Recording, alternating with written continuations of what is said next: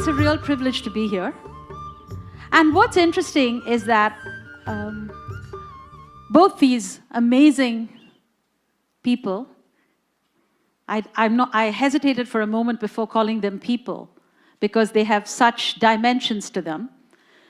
But both of them have come to this whole topic of wisdom from very different perspectives. Dr. Chopra comes at this as a doctor, as a scientist, and a very eloquent seeker, and has sort of given us so much to think about, coming at it from a scientific basis and then moving into many more theories and thoughts.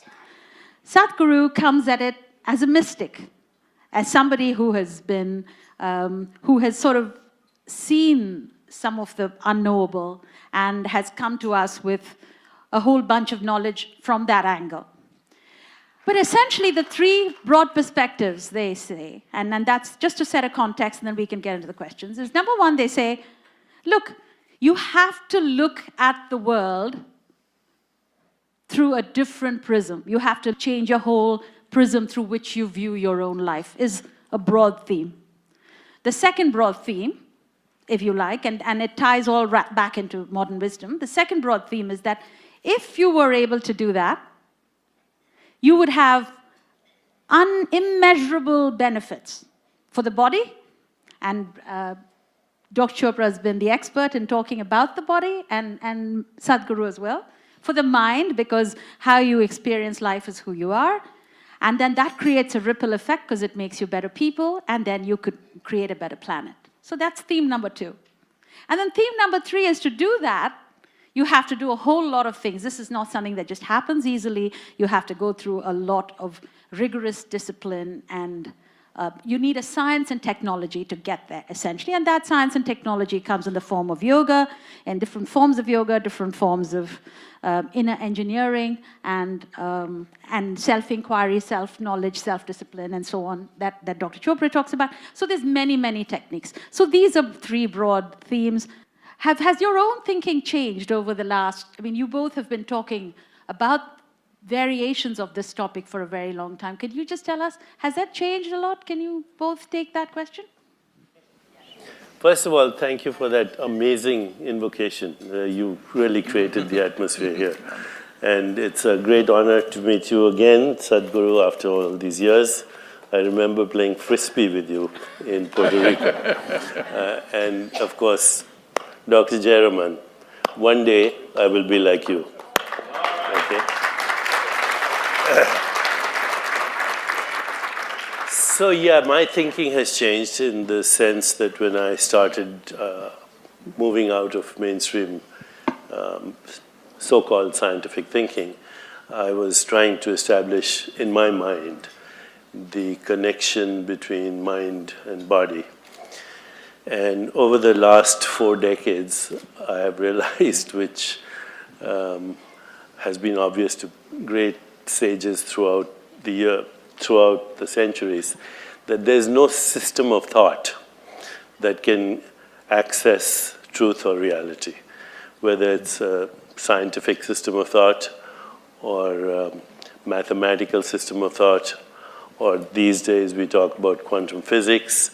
None of these systems of thought can give us the experience of reality, because reality is beyond thought. Reality is inconceivable to the mind. These systems of thought, even scientific systems of thought, create models of reality. Not reality, but models of reality. And we have faith in them because once we understand the model, we can create technology. So we can create jet planes and bombs and mechanized death and internet and all the wonderful things. So we think science gives us access to reality. But even science is an activity in something that is not mind, that is not matter. For lack of a better word, it's a field of awareness, what the great sages call Brahman. And the universe is a modified form of that. Your mind, your body, and the universe out there is all conceived, constructed, governed, and the becoming of a non-local, inconceivable, dimensionless reality which is not in space and time. Now, this is very difficult for the modern person to grasp, okay, but it's actually part of since we're talking about ancient wisdom traditions, if you read the Yoga Vaishishta, it says that which cannot be seen but without which there's no seeing. That which cannot be perceived but without which there's no perception. Cannot be imagined but without that which there is no imagination, creativity, insight, intuition, choice. Everything that we call reality comes from an inconceivable, dimensionless, non-local domain which is not in space-time. So, when Lord Krishna talks about it, water cannot wet it, wind cannot dry it, weapons cannot shatter it, fire cannot burn it, it's ancient, it's unborn, it's not subject to death. Now that's inconceivable to the mind, but it's experiential when you settle into awareness, when you settle into being, when you settle into existence, what is called Satchitananda or Tattvamasi, and you saw the video where he expressed his experience. That's not an intellectual experience. That is a transcendent experience. I'll stop there. Sadhguru, you come at it from knowing. Tell us how your own thinking has changed, how your own knowledge has changed. I cannot say much about thought because I don't have much thought. This may sound like an oxymoron for people, but the fact of the matter is, most of the time I don't have any thought in me. For me, the phenomena of life that's happening within me always overwhelms everything else. Thought occurs to me only when I want to physically do something, arrange something around me. Otherwise, days on end will pass for me without a single thought. So, maybe I never grew up. In a way, yes, because when it comes to… people ask me, what has been your sadhana? My only sadhana has been that right from my childhood, I never got identified with anything.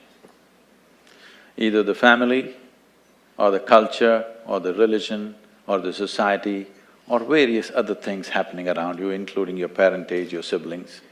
I was involved with them, but never identified with anything.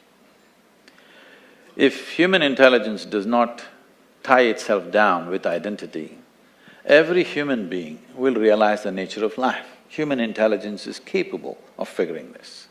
When I say intelligence, as Deepak pointed out, it's beyond the thought process. Unfortunately, because of the type of education systems we have today, we are completely committed to one dimension of our intelligence, which we call as the intellect, which is just the thought process. Thought can only happen with the data that you have gathered through five senses, which is very limited, one thing. Another thing is, the nature of data that the senses gather are only useful for survival process. The very nature of how you see things, how you hear, smell and taste and touch life is only relevant for survival process. If you wanting to know the life itself, then these instruments of perception are no good. Even what is light and darkness is a debate between you and another creature which sees darkness as light, isn't it? If you sit with an owl and start an argument as to which is light and which is darkness, it's an endless argument, but who do you think is right? Hello? If you're saying both, you are either in the diplomatic corps or you have a successful marriage. Some have both. You have learned to say both, but which is the truth? What I see is the truth or what the owl sees is the truth?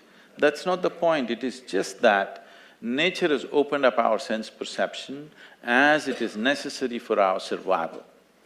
Accordingly, it has opened up sense perceptions for different creatures as it is necessary for their survival. But if survival is all you're seeking, this is good enough, the five senses. But once you have come as a human being, somehow survival is not good enough. If your stomach is empty, there's only one issue about food. But once the stomach becomes full, you have 100 issues going on. So the nature of the human being is such, no matter what you do, you want to be something more than what you are right now. And if that something more happens, something more, it's an endless pursuit. So somewhere, a human being is seeking a limitless expansion, but trying to do it with physical means.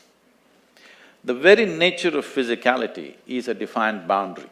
If there is no defined boundary, there is no possibility of physical happening in the universe. But now, a human being is longing for the boundless, that too in installments and through physical means. Through the boundary, you're trying to become boundless. The desire is fantastic, the method is hopeless. Because the moment you identify yourself with something, your intellect's work is just to protect that identity. If you… whatever the identities of nation or family or gender or race, religion, whatever, the moment you identify yourself with something, your intellect will only function around that to protect that. So, it is a certain type of prejudice the moment you're identified. So, the only thing I did with my life is, I never identified myself with anything, and life just exploded within me in ways that thought seems so puny that I do not indulge in thought most of the time.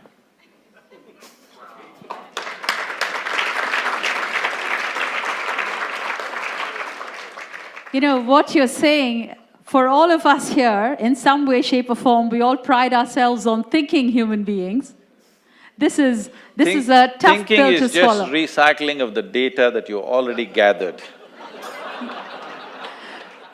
So, what is the leap of faith that you go from this perspective of thinking and thoughts to we don't belong to anyone, you know, we are not identified with any instrument, with any sort of localness.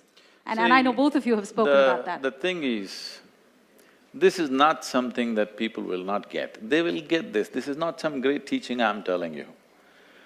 If you get it right now in your life will transform in ways that you can't imagine possible. Otherwise, someday you will get it from the maggots. You will understand you don't belong to anything. So, the entire culture of what you're calling as Bharat is about vairagya. The word vairagya means… rag means color, vairag means beyond color. But if you say colorless in English language, it is a very negative connotation of being colorless. Let's put it as transparent. Because it's transparent, it can take on the color of anything right now. Right now, if my background is red, I'm red. If it's yellow, I'm yellow. I'm picking the colors from you, okay? Thank you, I appreciate it. Well, blue and gold aren't bad either. Dr. Well, did you have something to add to that? Just to elaborate on what he said. You're listening to us here. Now, just for a moment, turn your attention to who or what is listening. What he experiences being, right? Another word for awareness or existence. It's not a thought. Thought is what creates the subject-object split. Being is all there is, and being is not a thought. Okay, so as even now, if I asked you, are you aware? That's being. Now everything else is just a modulation of that. It's a feeling or a thought or a sensation or a perception. We call that the mind, we call that the body, we call that the universe. But all there is being and its modulations. Because what you experience is sensations, images, feelings, and thoughts, and then you say, oh, that's a tree, that's a body, that's a universe, that's a rock. There are just different combinations of being and its modulations. Did you all understand that? Thoda sa, some. It's a very, and I think this is part of the complexity I think we all struggle with. Because you try to explain it in words. But again, as you're listening, turn to who is listening. And I think, Dr. Chopra, the interesting question is, and Sadhguru, this is for you as well. Essentially, what we are doing in this whole process of asking all of us to change the prism is you're essentially asking us to experience it in some way. Yeah, he said the mistake of the intellect. It's the mistake of the intellect, yes, that there is separation between observer and observed. Because the observer and observed as mind and body are a single holistic activity of the total universe. And if you go back, I think in the earlier session, there was quotes from the Gita, and I know you all, and you've spoken about that as a Sadhguru, about, and so the whole... have not.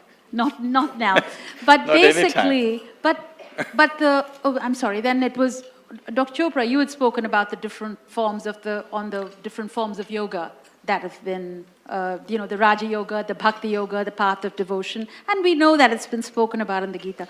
So what's so difficult? What is the barrier that people haven't seen it yet? It seems, in a way, it's an experience. It seems, it seems obvious at one level, and it's yet very difficult to grasp on the other. Could you just talk to us about what the barriers are? For some of us who were brought up, educated in a scientific worldview or in a worldview that emphasizes recycled information, as he said, or all of that, it's very difficult to intellectually get to being because we identify, as he said, with our perceptual experience, with our intellect, with our mind, with our ego identity. So it always seems a struggle till one day you stop struggling and you're there. And as he said, he never identified with anything. Once you identify with a thought or with a perception or with what you think is a knowing or a sensation or an emotion, then you're in time. Thought is in time, but being is not in time. Sadhguru, your thoughts? I mean, I'm completely spiritually uneducated. I don't know from where I have quoted. I have not quoted generally, except the grandmother Gita that's around us. I have to admit that I have neither read the Gita, nor the Vedas, nor the Upanishads, nor even the Yoga Sutra. I've never studied anything. The most profound literature that I read, I read English literature just for fun because I like the language. Otherwise, the most profound stuff that I read is asterisks. Is what? Asterisk. Asterisk comics, yeah. Because why I'm saying this is,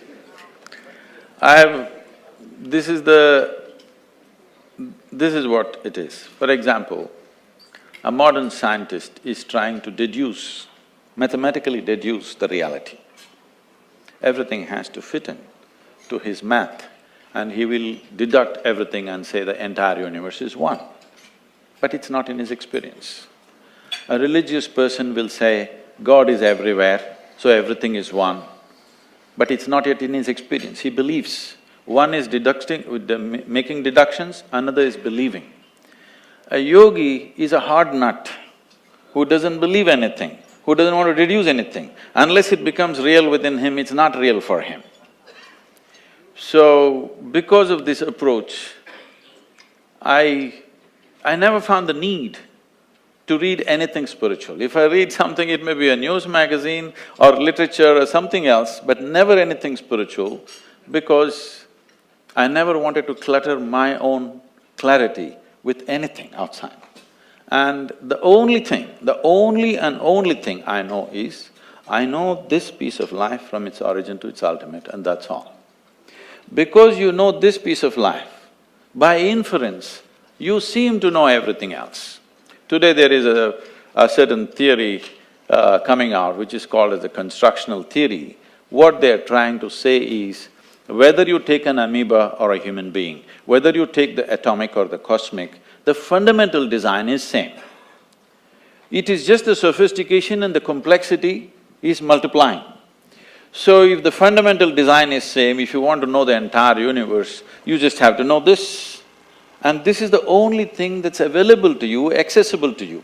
When I say this is the only thing available and accessible to you, see, right now you believe that you can see me sitting here, but that's not the fact of the matter. The fact is, light is falling upon me, reflecting, going through your lenses, inverted image in the retina, you know the entire story. So if you see me only within you. If you hear me only within you. Whatever ever happened to you, light and darkness happens within you, pain and pleasure happens within you, joy and misery happens within you, agony and ecstasy happens within you. Right now if I touch your hand, you think you're experiencing my hand. No, you're only experiencing the sensations in your hand. Or in other words, the entire human experience is happening within you.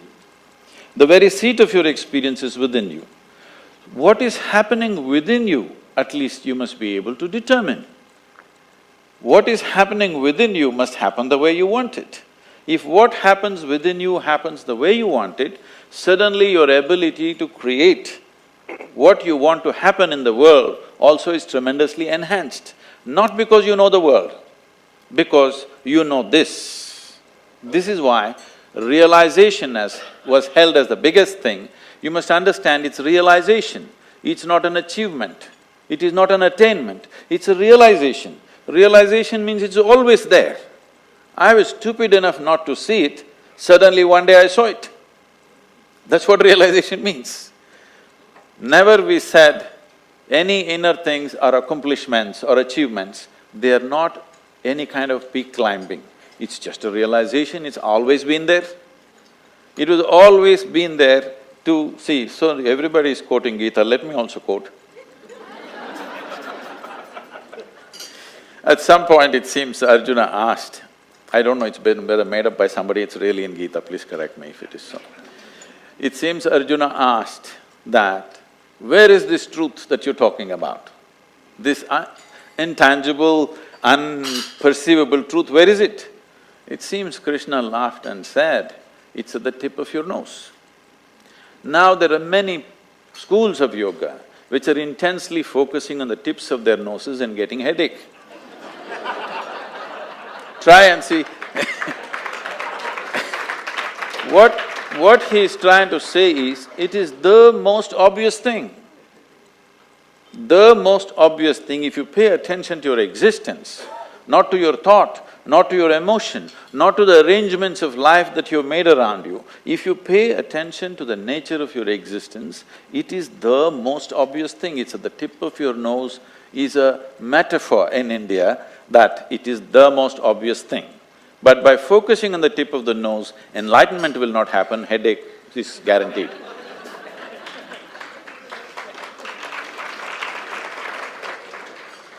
So picking up on Sadhguru's point, Dr. Chopra, so what is scientific inquiry in this, with this construct? Which is, hey, it's realization, it is a knowing.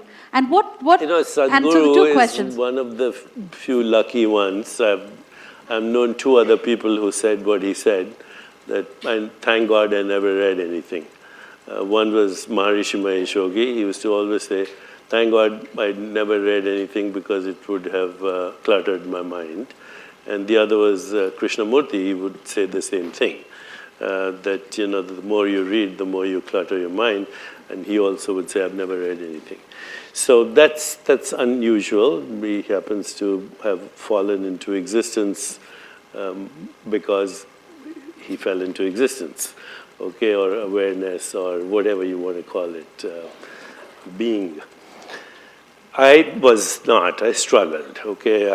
I read all the scientific literature, medical literature, psychology, Jungian psychology. I read the Bhagavad Gita, every single translation. I read Rig Veda, I read Yoga Vasishtha, I read Kashmir Shaivism, Vedanta, all of that. No, you shouldn't, your mind will get cluttered. So at this stage in my life, I also want to know what they said in the past. Yeah, well, they said what you're saying. I mean, they said exactly what you're saying.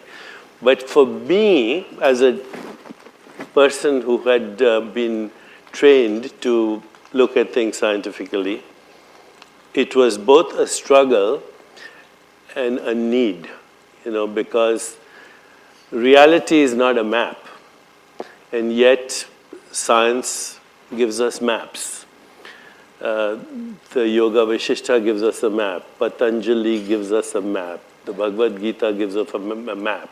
Some of us need maps. Okay, if I'm going from here to Boston and you give me a map, a road map, or a contour map, or a sea map, or an air map, and I take the road map and I get to Rhode Island and it works. Now I get this. I think the reason why I didn't read the maps is, I met someone who was a GPS. That's good. But GPS is also a map, right? Sadhguru, I thought you said GPS is the guru positioning system. It was your term. So once you use a map and it works the map seems valid from here to Rhode Island, then I assume, for me, who's not had this experience of falling into the place of no thought, then I say, if the map is working up to here, maybe it works from here to there as well. So it's a kind of a psychological validation. And I'll just stop in a moment, but for the last 10 years at our center, when we teach people to sit in reflection, contemplative self-inquiry, or transcendence, or take them through what we call the wheel of awareness, vipassana, or body awareness, or awareness inside the body, or awareness of mental space. We've been doing it now for 25 years. But last 5–10 years, we've been able to look at the brain, we've been able to look at gene expression, we've been able to look at cell markers of aging, telomerase, telomere length. We've been able to look at what are called inflammatory markers. In other words, everything that's happening in the body at a biological cell level. 23,000 genes, 3.3 million bacterial genes. Actually, your body is more bacteria than it is human cells, the microbiome. So we're looking at those genes. And then we're looking at what is called the epigenome, which is the shell of proteins outside the genome, and how these work together. And what we are finding is remarkable. In the beginning, nobody would believe us, but now we have collaborations with Harvard, UCSF, UCSD, Scripps, with digital technology, with Duke University, with Mount Sinai. We can look at a blood sample, and we can tell you, just by looking at the blood sample and the gene expression, if you're experiencing samadhi occasionally or not, if your mind is quiet or not, if you're falling into the place where he Even whether our parents experience this. Parents too. In fact, the epigenetic shows that your experiences now, which are not in your brain, by the way. Everybody says, my experience is in my brain. It's not in your brain. Your experiences are not in your body. Your experiences are in a non-local consciousness, which is not in space-time. But whatever, that's a whole different discussion. But we can now, in fact, our collaborator, and this is a joke actually, but it tell you where science is. One of our collaborators, who's Eric Schott here at Mount Sinai, he does genomic expression, he does RNA transcription, he looks at what is called the transcriptome. He showed a slide. He says this is a genetic signature of people who are experiencing samadhi. And these are people that he had studied at our center. So somebody asked him in the audience, they said, Dr. Shah, do you meditate? He said, no. He says, are you going to learn? He said, no. He said, but you just showed us the signature, the genetic signature of somebody who does. He says, yeah, but I'll figure out how to make a drug out of this. So what Deepak is saying is, if your children are brats, it's you. Yes, it is you. It is you. 7 generations. You know, in Hawaii they have these temples and cow farms. If a cow has been zapped electrically, the next generation of cows will not go to the fence. They already know it's electrical and they might get shocked. Okay? Then the following generation. Now, people have done experiments right here where you take mice and you have them smell wintergreen, which is a very pleasant smell. Then they get mild electrical shocks. The next 7 generations of mice will be scared by smelling wintergreen. So, this is the first window that's opening into what we call sanskaras or vasanas. You know, you have 2 identical twins and they have the same genome. In fact, exactly the same genome. But they're not the same people, right? They have different, mother will tell you that they have different personalities.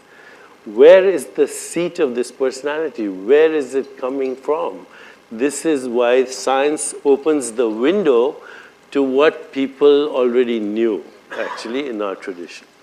And it's interesting that even if science opens the window, and I think both of you have said it in different ways, that it's just a very small, it's still like, boiling the ocean in a kerosene stove, because science can only go so far because there's so many forms of knowing and so many forms of seeing, as you have said. So it's a challenge, I imagine. Even science is a series of realizations, okay?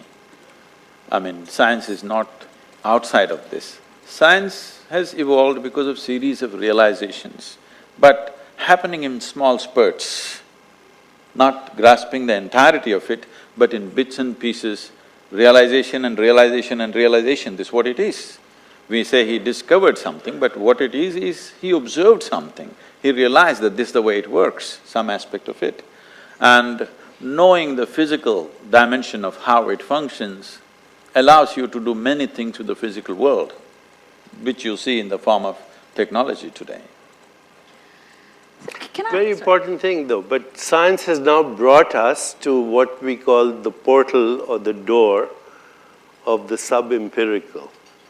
And the sub-empirical is less than 0.01% of the unmanifest, which is scientifically unknowable, not unknown, unknowable, because how do you measure something that is totally unmanifest? It's not in space-time, okay?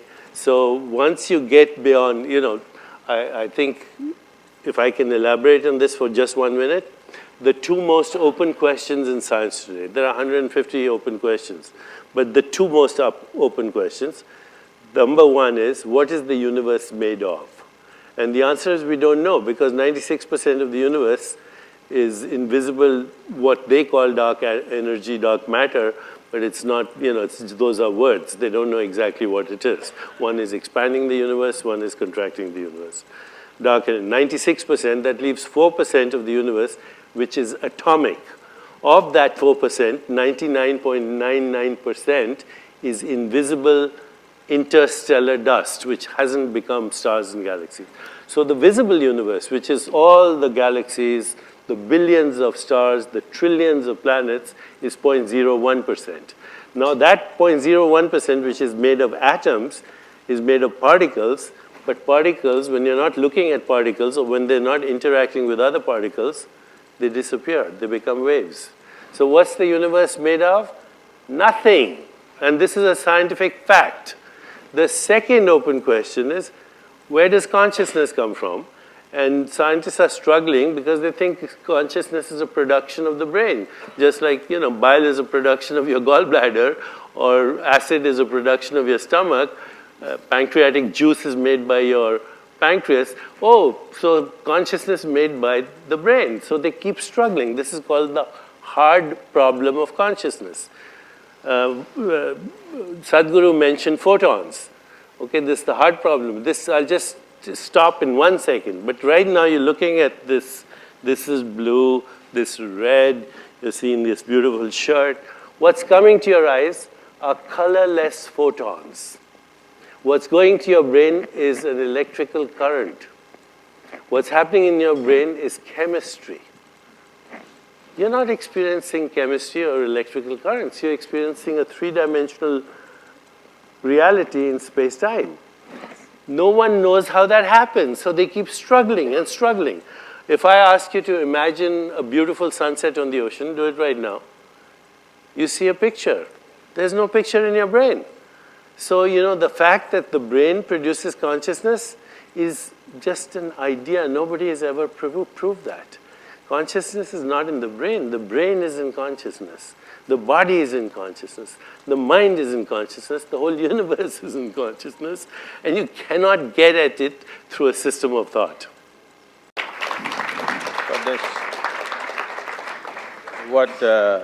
To further, make it into an experiential process, what Deepak said just now. You obviously cannot access it with thought process because thought is an accumulated information which you're recycling according to your convenience. Right now, our ideas of who we are, or what I am and what I am not, is determined by this. If you just do this simple experiment right now, take your right hand and touch your left hand, please, all of you. Can you do this? Is that you? Is that you? Yes. Just touch the chair on which you're sitting. Is that you? Oh, who's this? But it is. You own the… It is. Now, in your experience, this is me and this is not me. The basis of this experience is coming from this. Where there is a sensation, you think it's me. Where there is no sensation, you think it's not me. Right now, the water in the glass is not you, but if you consume it, it becomes you. And these whatever number of kilograms you carry right now, all this was all over the planet, and today it's me. The air that you breathe, what is not you is becoming you. The food on your table, what is not you is becoming you right now. This moment, what is not you, in a couple of hours it becomes you. So, your experience of myself is basically the boundaries of your sensation. The nature of the boundaries of sensation are such, if you allow your life energies to be in a certain level of exuberance, you will see the boundaries of your sensation will expand. You can just know this just by rubbing your hands and holding it like this, you will see something begins to happen between your hands. There are sensations transmitting between the two hands. Or if you've been very joyful or ecstatic at a certain moment, you will see sensations seem to be all over the place. If you create a certain system within you where your life energies are kept in a certain level of exuberance, then the sensory body will expand. If the sensory body, let us say, became as big as this hall, then you will experience everything in this hall and everybody in this hall as a part of yourself, like you experience the 5 fingers of your hand as yourself right now. So what is referred to as yoga is, the word yoga means union. That means you experience the entire universe as yourself. This is happening because you are in such a state of… you have found a mechanism by working with the body, by working with the mind, by working with the emotion and energy, you have set up a step-by-step system within yourself where your energies are kept at such a level of exuberance that your sensory body is as large as the universe. So if you sit here, you experience the entire universe as myself. Once you experience everybody around you as yourself, then I don't have to tell you, don't kill this person, don't drop that person, don't harm this… all morality will be useless for you because you have experienced everything as myself. You don't have to try to be good. Your goodness is a consequence. Your goodness is not an effort. What he says, he's saying it experientially, okay? But the fact is, if you ask scientists, are there any boundaries in the universe, they'll tell you there isn't. Every boundary is notional or perceptual, and we don't know how perception occurs anyway. So, boundaries are conceptual ideas. There are no boundaries in the universe. And there are no boundaries to your skin. In fact, what he said is your body is the entire ecosystem. It's not only the entire ecosystem of the planet. The carbon, the hydrogen, the oxygen, the nitrogen came from galaxies. So the carbon in your fingernails and the hydrogen in your eyes or the oxygen in your blood could have come from different galaxies. You are the total universe at this moment, a pattern of behavior in space-time. And before I say Jack Robinson, you're a different activity anyway. There is no permanent activity as a noun. You are not a noun, you're a verb. And the verb is the activity of the total universe. I, the most frequent word we use is I. So I say, where are you? You say, I'm here. Okay. And so then I can ask you, okay, you're here, but where am I? You say, you're there. You say, where is the I in you experiencing seeing me? I do this with neuroscientists, and they'll say, in my eyes. I say, your eyes are this big, they're 9 centimeters apart, the retina is curved. By the time light gets into your retina, it's inverted, you should be seeing two of me about this size, upside down, 9 centimeters apart. You're not having that experience. Then they point to the brain and say, how do I fit inside your brain? How does this room fit inside your brain? How does the whole world fit inside your brain? There's no answer for this in science, by the way. Rumi, there is a beautiful poem. Look at your eyes. They're so small, they see enormous things. So where is the I that is experiencing this conversation right now? Where is it? It's the wrong question. It has no location in space or time. That is who I is. And the whole universe is in I.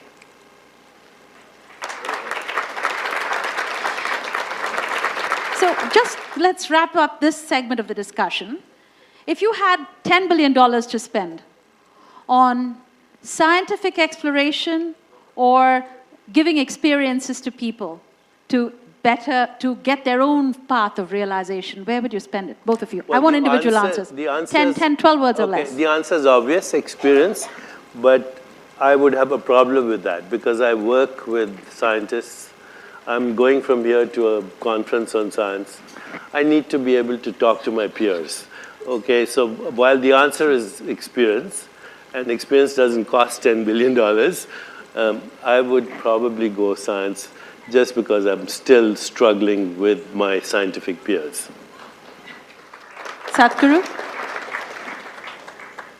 The experience has not become widespread because there is no infrastructure. Neither physical infrastructure nor human infrastructure. For example, in this country 150 years ago, they tell me over 94% of the people were illiterate. Today, 100% literacy. How does it happen? Because somebody built the schoolroom, somebody trained the teachers. That infrastructure for inner experience has been wiped out in the last few centuries. So how do you expect it to happen? One guy talking here, one guy talking there is not going to make it happen. What should be a part of our life from the day we start? Because the nature of human intelligence is such that if you don't mess it up with belief systems, every human being will find it. Too many concepts, too many ideas, too many belief systems, human intelligence is corrupt from the beginning. If you do not corrupt human intelligence, just leave it. Every human being is capable of knowing this. It is not some superhuman thing. The most important thing to remember is this yoga, this spiritual process is not about becoming superhuman. It is about knowing that being human itself is super.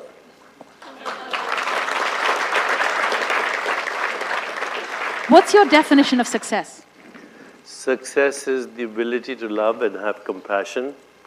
Success is, to some people, the progressive realization of worthy goals. Success ultimately is knowing who you are. Sadhguru? If you can be blissed out no matter what's happening around you, if you can be involved and still not be affected by what's happening around you, not by removing yourself, you're absolutely involved but untouched by the process of life, I think that's success. Second question, where we'll go a little bit into the world phase. What advice would you give Angela Merkel today? Compassion or sovereignty? It's obvious, compassion. There's no such thing as sovereignty. I think all nationalism is a sophisticated form of tribalism. I think your essential being has no religion, no race, no gender, no assumed identity. It's pure consciousness. So obviously I would say compassion. Let them all in, the migrants you will. Being a very big economic force, what she's managing right now, I would say if they do not invest in conflict, we won't even need their compassion. People will be fine by themselves. You should stop investing in conflict. I have heard people going to Sudan and trying to stop conflict there, conflict here, leave all this. You know who is supplying the guns, you know who is supplying the ammunition. Every day you see these terrorists or whatever shooting in the sky, obviously there's no dearth for ammunition, isn't it? They're not even shooting at the people. They have lots of it, they're shooting the sky. So obviously, someone is continuously supplying. We know where it is manufactured. I will give you the addresses if you want. Just stop it. Stop the supply of ammunition. You can't take away the guns, all right? You can take away the ammunition. At least hacking down people, they will get tired at least. Right now, there is powerful mechanisms to do this.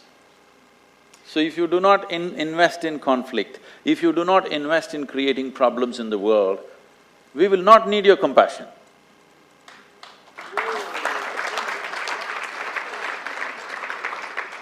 And as a final question, if there is a saying or an affirmation that we could all use in our everyday lives, as we all progress in our quest, whatever that quest is, what would that be? What would you advise to each one? What do each one hold? Would you like to share with us? Might seem very banal. Take it easy. Easy come, easy go. That's my epitaph. There is no need to believe or disbelieve anything. What you know, what you do not know, you do not know. If this one thing comes into every human being, everything will run smoothly around us. Thank you both.